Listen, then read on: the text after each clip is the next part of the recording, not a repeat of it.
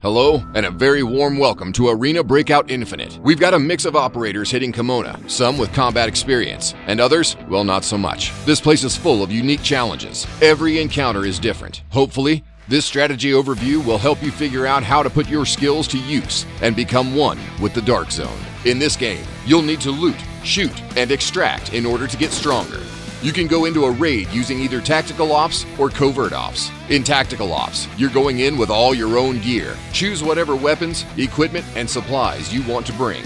Most of the missions you get from your contacts can only be completed in TAC Ops. If you're feeling a little squirrely, try out Covert Ops. You'll get a set of crap tier equipment, and it's random every time. Think twice before getting into any fights while you're covert, especially with stacked operators. It's a chance for free loot, and the regular bots walking around won't attack while you're picking up trash. You could also use a Covert Op to explore new maps and become familiar with the lay of the land. Arena Breakout Infinite has more than a few complex systems. Let's take a look at a few.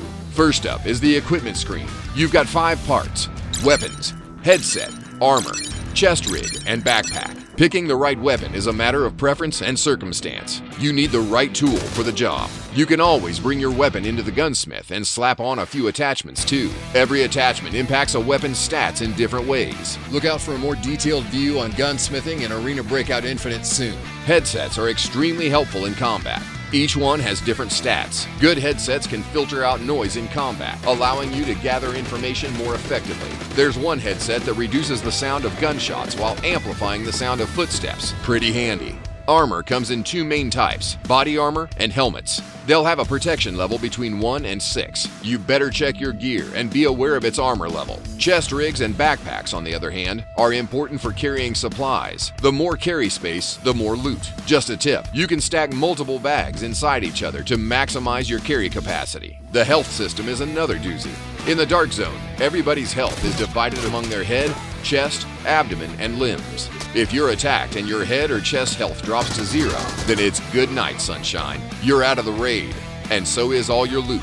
If, on the other hand, your health drops to 0 through spread damage to the chest and head, then you'll hit the ground, but you can still be rescued by a teammate. Crawl around looking for a helping hand. Make sure you say pretty please. You can also get hit with status debuffs, and each one requires a specific type of medicine. For example, if you've taken a little damage, crack open a med kit to heal up. If the body part is broken, however, you'll need a surgery kit to restore the broken part. You can also pop a stim to buff your stats and get a brief boost. Some stims include endurance, strength booster, and health regen. They'll give you the upper hand in a pinch. Let's take a look at the contacts in Arena Breakout Infinite. They play a vital role here in Kamona. Each contact belongs to a faction, and you, a lowly mercenary making a living in a war zone, need to be on good terms with them.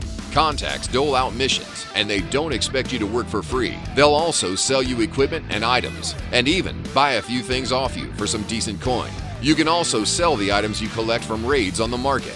There's a small handling fee, and it might take some time before it sells, but you'll generally get better prices than selling to contacts. The market can be a little hectic. You won't be able to choose who you're buying from, and you'll always purchase at the lowest listed price. Any supplies you bring out of a raid can be sold on the market, but items bought on the market will be marked as operation supplies. That means that you can't sell them on the market again or place them in a case. To get rid of this marker, you'll need to bring them into a raid and extract with them successfully. Lastly, I got a few important pointers when you're out raiding in TAC Ops. You can check the map while you're out. It'll show you and your teammate's location in real time. You can also use pings to help you reach your destination. Your starting location and the extraction points for each map will change raid to raid. But generally speaking, the extractions available to you will be on the opposite side of the map from where you start. There are also special extractions that have requirements you need to fulfill before using them. TAC Ops also comes in a few different flavors. There's normal, lockdown zone, and forbidden zone. Lockdown and forbidden have minimum gear requirements, and you'll also need to pony up some coin as an entry fee for each raid. The loot, however, is much sweeter.